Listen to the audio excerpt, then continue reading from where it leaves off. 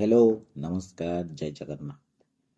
गप आरंभ करने पूर्व आपको से पुराणा कथा मन पकईदेवाई चाहूँगी। जदि आपण पाखे किसी गप अच्छी और से गप को आप सारा ओडावासी शुणाई चाहूँगी तेज स्क्रीन आसुवा मेल रे आपण गप को आमको सेयार कर। एबे आसतु शुणा आज गप आश्रय।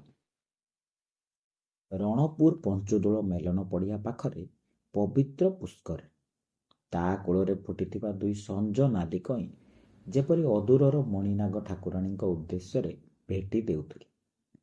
तार स्थिर जलराशि प्रतिफलित हेउथिला पहाड़ पहाड़ देश राजबाटी एवं से प्राचीन श्रीमंदिर। उकिल श्रीकांत कहते रणपुर गड़र जगन्नाथ मंदिर काले ओडिशार द्वितीय पुरातन जगन्नाथ मंदिर। मेलन पड़ियार मझामझी तैयारी होईची शहीद रघु दिवाकर स्मृतिपीठ। चारिपटे बुला बिकाली कोलाहल। मेलन पड़ियार इतिहास आ वर्तमान जेपरी परस्पर करमर्दन करुथिले। सिद्धार्थ परिड़ा जड़े संपर्कीयंकर खंडे जमीन रेजिस्ट्रेशन लगी रणपुर जाइतिले। सब रेजिस्टर ऑफिस बारंडारे बसिबाकू जागाटीए भी नथिला। कर्मचारी मानकर मोटरसाइकेल स्कूटर और साइकेल बारंडार जागा तक सबू दखल करि नैचंती। भंगा बेंच और हाथ नथिबा दुईटी चौकी अवश्य सेठारे को इतिहास जुगर आशावाब पत्र परी पड़ी रही। मात्र ता उपरे पड़िथिबा झाड़ू पहरा और मैला कना सबू बसिबाकू चाहुथिबा लोकंकु बसिबा लागि बारण करूछंती। ओडिशार सबु सरकारी दफ्तरर उणा अधिके एही दशा। सेठारे रुचि किंबा सौंदर्य बोझ खोजिबा पा दफ्तर को आसुथिबा नागरिक मानकर स्वाच्छंद्य प्रसंग चिंता करिबा लंकारे हरिशब्द परी। सिद्धार्थ परिड़ा सब रेजिस्टर ऑफिस सामने नई पड़िथिबा सेई बरगछर गंडी उपरे बसी अपेक्षा करुथले। तांकरी आगरे दी चारोटी चाहा दुकान। सामना पिंडी उपरे बुढ़ी लोकटीए बसी पौषर खरार पुणुथाए। सिद्धांतर दृष्टि लोकटी बसिथिबा पिंडी देहरे लागिथिबा फलकटी उपरे पड़िला। लेखा थिला श्री दंडा बालकेश्वर रणपुर गड़। तांको उठरे हस फुटीगला। एउठू उद्धार करी दंडा बालंगा सिनेमार प्रयोजक हुए तो तांको ओडिया चरित्रर नाम रखिथिबे।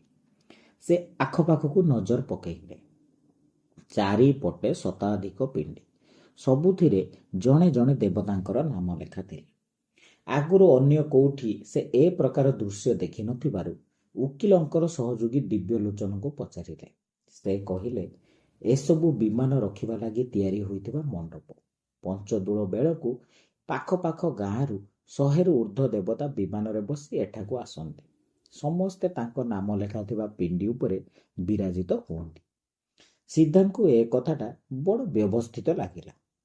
दिव्यलोचन जोड़िले राजा राजुड़ा माने जेमिति ठाकुर ठाकुराणी भोग राग जात्रा परब लगी जमीबाड़ी खंजी देइतिले सेमिति सेमानंकर मेला मिलन लगी मध्य ए प्रकार व्यवस्था करि देइ जाइतिले। सभिଙ୍କୁ तो रहिबा पाई कि बसिबा पाई तांकर निजर स्थानटिए तो दरकार। दिव्यलोचन तांको आउ कौन कहिथांते सेतिकी बेले सिद्धांत को डकरा पड़िला। आसंतु साखी हिसाब रे फोटो उठाइबे। सिद्धार्थ उठी जाई सेई मोटरसाइकेल स्कूटर थिबा बारंडारे गोटे माटिया परदा झुलुथिबा झरके पाखे ठिया हेले। कैमरा रे तांकर फोटो उठीगला। श्रीकांत कहिले आपण अपेक्षा करंतु आउ गोटे दस्तखत करबाको पड़िबो। मु आपनको निश्चय डाकिबी। सिद्धार्थ मुंड हले देई आउ थरे सेई बरगछ पाखको फेरी आसुतले। सेतिकी बेले सब रेजिस्टरको पार्टी सुभिला। युवक लोक भल चेहरा दूररू देखिले थंडा मिजाज लोक बोली जना पड़ती। सीए कहीं बड़ पार्टी करुले ए कथा चिंता करी सिद्धार्थ भाविले जमी बाड़ी किना बिका खूब झंझाड़िया काम। एथिरे टिके अणहुसियार हेगले मनीष हैरान ले पड़िबो। सरकार केते कटकणा कले ताहा सत्तो गुटिए जमी को दलाल माने 2-3 थर बिकी देउछंती।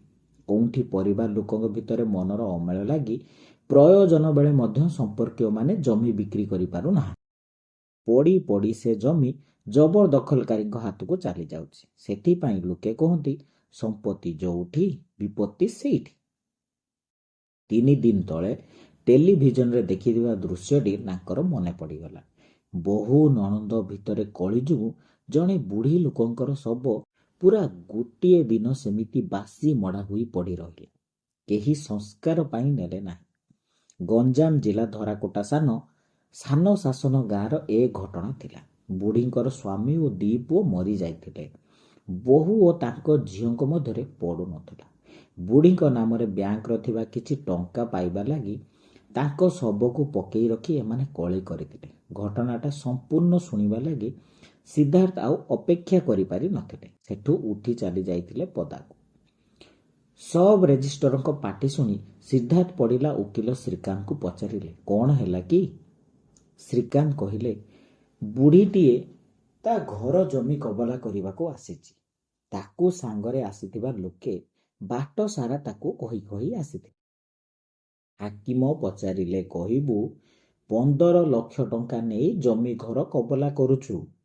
ବୁଢ଼ୀ ସେ କଥାଟା ଘୁଷି ଘୁଷି ଆସିଥିଲା, କିନ୍ତୁ ହାକିମ ପଚାରି ଦେଲା ବେଳକୁ କହିଲା, ମୋତେ ମୋ ଝିଆରୀ ମଲା ଯାଏ ଭାତ ଆଉ ଆଶ୍ରା ଦେବ କହିଛି। ସେଇଥିଲାଗି ମୁଁ ତା ନାଁ ଜମିରେ କବଲା କରୁଛି। ଏଥିରେ ହାକିମ ରାଗିବେ ନାହିଁ। ଅନ୍ୟ ଅନେକଙ୍କ ପରି ପର କଥାରେ ମୁଣ୍ଡ ପୁରାଇବା ଲାଗି ସିଦ୍ଧାର୍ଥ ପରିଡ଼ାଙ୍କ ମନରେ ସବୁଦିନ ଦୌଡ଼ୁଥାଏ ଅସରନ୍ତି କୌତୁକ। ସେ ଉଠି ଯାଇ ସେ ବୁଢ଼ୀ ଓ ତାଙ୍କ ସମ୍ପର୍କୀୟ ପାଖକୁ ଗଲେ। କଥାଟା କ'ଣ ହେଇଛି ବୁଝିବେ। ତେବେ ତାଙ୍କ ହାତରୁ ସେ ସୁଯୋଗଟା ଓକିଲ ଶ୍ରୀକାନ୍ତ ଛଡ଼େଇ ନେଲେ। କହିଲେ, ଏ ବୁଢ଼ୀର ପୁଅ ବିଦେଶରେ, ସେ କେବେ ଫେରିବ ନାହିଁ। ଝିଆରୀଟି ଟାଙ୍ଗିରେ ରହୁଛି। ବୁଢ଼ୀ ଚାକିରି କରୁଥିଲା। ସେ ବାବଦକୁ ପେନ୍ସନ୍ ଓ ଜମା ଟଙ୍କା ଝିଆରୀକୁ ଦେଇଦିଏ। ତା ପାଖେ ବୁଢ଼ୀ ରହେ। ମାତ୍ର ଝିଆରୀ ଜୋଇଁ ସେ କଥାକୁ ପସନ୍ଦ କରନ୍ତି ନାହିଁ। ବୁଢ଼ୀ ଲୋକଟି ନାଁରେ ଖଣ୍ଡିଏ ଜମି ଓ 2 ବଖରା ଘର ଥିଲା। ସବୁବେଳେ ସେତକ ଉପରେ ଝିଆରୀ ଜୋଇଁର ପଡ଼ିଲା ଲୁଲୁପ ଆଖି। ଦିନେ ସିଏ ରୁକ୍ଠୁକ୍ କହିଦେଲା, ବୁଢ଼ୀ ଯଦି ସେତକ ଆମ ନାଁରେ କବଲା କରିଦେବ, ତାହେଲେ ଆମେ ତାକୁ ବଞ୍ଚିଲା ଯାଏଁ ରହିବା ଲାଗି ଅନ୍ନ ଦେବୁ। ବୁଢ଼ୀ ଅବଶ୍ୟ ଝିଆରୀ ନାମରେ ସେ ମଲା ପରେ ସେ ଜମି ତା ନାଁରେ ହେବ ବୋଲି ଉଇଲ୍ କରିଦେଇଥିଲା। ମାତ୍ର କାଳେ ବୁଢ଼ୀର ପୁଅ ହଇରାଣ କରିବ କହି ଝିଆରୀ ଜ୍ୱାଇଁ ବିକ୍ରି କବଲା ଲାଗି ଅଡ଼ି ବସିଥିଲା। 15 ଲକ୍ଷ ଟଙ୍କା ଦେଇ ତୁମେ ଜମି ଘର ବିକୁଛ, ଏ କଥା ବୁଢ଼ୀ କହିଥାନ୍ତା। ମାତ୍ର ଅସଲ ବେଳେ ବୁଢ଼ୀ କାନ୍ଦି ପକେଇ ଏମିତି କହିଦେଲା। ସିଦ୍ଧାର୍ଥ ପରିଡ଼ାଙ୍କ ଛାତି ଭିତରର ମଞ୍ଜଟା ପୁରା ଦୋହଲି ଗଲା। ବିଦେଶକୁ ଯେଉଁ ମାଆର ପୁଅ ମାଆକୁ ଅଦରକାରୀ ଜିନିଷଟା ଭାବେ ପଳେଇ ଗଲା, ତା ଦାୟିତ୍ୱ ବିନା ଲାଭରେ କାହିଁକି ବା ଆଉ କିଏ ନେବ? ମାତ୍ର ବୁଢ଼ୀ ତ ଉଇଲ୍ କରିସାରିଥିଲେ। ସେତିକିରେ ସନ୍ତୁଷ୍ଟ ନ ହୋଇ ତାଙ୍କୁ ଏ ଚମ ଧୁଡ଼ୁ ଧୁଡ଼ୁ ଅବସ୍ଥାରେ ଟାଣି ଘୋଷାରି ଏଠାକୁ ଆଣିବାର କି ବା ପ୍ରୟୋଜନ ଥିଲା? ପୁଣି କ'ଣ ହେଲା ବୋଲି ସିଦ୍ଧାର୍ଥ ଓକିଲ ଶ୍ରୀକାନ୍ତଙ୍କୁ ପଚାରିଲେ। ନା, କବଲା ହେଇଗଲା। ପାଖରେ ଓକିଲ ଥିଲେ। ସେ ବୁଢ଼ୀ ତରଫରୁ ସବ୍ ରେଜିଷ୍ଟ୍ରାରଙ୍କୁ କହିଦେଲେ, ନିଜର ଚିକିତ୍ସା ଖର୍ଚ୍ଚ ପାଇଁ ବୁଢ଼ୀ ଜମି ବିକ୍ରୟ କରୁଛନ୍ତି। ଗୋଟାଏ ଧଳା କାରରେ ସେଇ ବୁଢ଼ୀଙ୍କୁ ଧରି ତାଙ୍କ ଝିଆରୀ ଜ୍ୱାଇଁ, ଝିଆରୀ ଓ ସାକ୍ଷୀ 2 ଜଣ ଯିବାକୁ ବାହାରିଥିଲେ। ଦେଖିଲେ ସବ୍ ରେଜିଷ୍ଟ୍ରାର ନିଜେ ବାହାରି ଆସି ବୁଢ଼ୀ ଲୋକଙ୍କୁ ଡାକୁଛନ୍ତି। ଉଠିବା ବସିବା ନେଇ ବୁଢ଼ୀ ଲୋକଙ୍କର ବହୁତ ସମସ୍ୟା ଥିଲା। ତଥାପି ହାକିମ ଡାକୁଥିବାରୁ ସେ ଗାଡ଼ି ଭିତରୁ ଓହ୍ଲେଇ ତାଙ୍କ ପାଖକୁ ଥରି ଥରି ଗଲେ। ସିଦ୍ଧାର୍ଥ ମଧ୍ୟ ସେ କଥାକୁ କାନ ଡେରିଥିଲେ। ସବ୍ ରେଜିଷ୍ଟ୍ରାର କହିଲେ, ମାଉସୀ, ତୁମ ଉପରେ ରାଗିଲି ବୋଲି କିଛି ଭାବିବ ନାହିଁ। ତମେ କାହିଁକି ଜମି କବଲା କରୁଛ ମୁଁ ଜାଣେ ମା। ସେଥିରେ ମୋର କିଛି କହିବାର ନାହିଁ। ମାତ୍ର ତୁମେ ଯେଉଁ ଅକୃତଜ୍ଞମାନଙ୍କ ପାଇଁ ଆଖିରୁ ଲୁହ ନିଗାଡ଼ିଲ, ସେଇଥିପାଇଁ ମୋତେ ବିରକ୍ତ ଲାଗିଲା। ସେ ଲୁହର ଅର୍ଥ ଏ ପୋଖରୀର ପାଣି ବୁଝିବ। ମାତ୍ର କବଲା କରିଦେଉଥିବା ଜିଦ୍ କରୁଥିବା ସେ ସମ୍ପର୍କୀୟମାନେ କେବେ ବି ବୁଝିବେ ନାହିଁ ମା। ସିଦ୍ଧାର୍ଥ ବୁଲି ପଡ଼ିଲେ।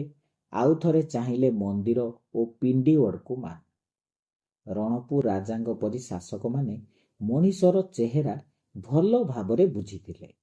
ସେଥିପାଇଁ ସେ ପଥର ପ୍ରତିମା ପ୍ରଭୁଙ୍କ ପାଇଁ ସୁଦ୍ଧା ଜମି ବାଡ଼ି ମଧ୍ୟ ଖଞ୍ଜି ଦେଇ ଯାଇଥିଲେ। ଯେଉଁ ଉତ୍ତରାଧିକାରୀମାନେ ରକ୍ତ ମାଂସର ସମ୍ପର୍କୀୟମାନଙ୍କ ଦୁଃଖ ସୁଖ ବୁଝନ୍ତି ନାହିଁ, ସେ କଣ ପଥର ପ୍ରତିମାମାନଙ୍କ କଥା ବୁଝିପାରିଥାନ୍ତେ? ଆମ ଗପ ଆପଣମାନଙ୍କୁ କେମିତି ଲାଗୁଛି କମେଣ୍ଟ ସେକ୍ସନରେ ନିଶ୍ଚୟ ଜଣାନ୍ତୁ। ଆଉ ସେୟାର ସବସ୍କ୍ରାଇବ କରିବା ପାଇଁ ଜମା ବି ଭୁଲିବେ ନାହିଁ, କାରଣ ଆପଣମାନଙ୍କର ଗୋଟେ ଗୋଟେ ସେୟାର ସବସ୍କ୍ରାଇବ ଆମ ପାଇଁ ବହୁତ ମୂଲ୍ୟବାନ। ଆଜି ରହୁଛି, ପୁଣି ଦେଖା ହେବ ନେକ୍ସଟ ଗପରେ।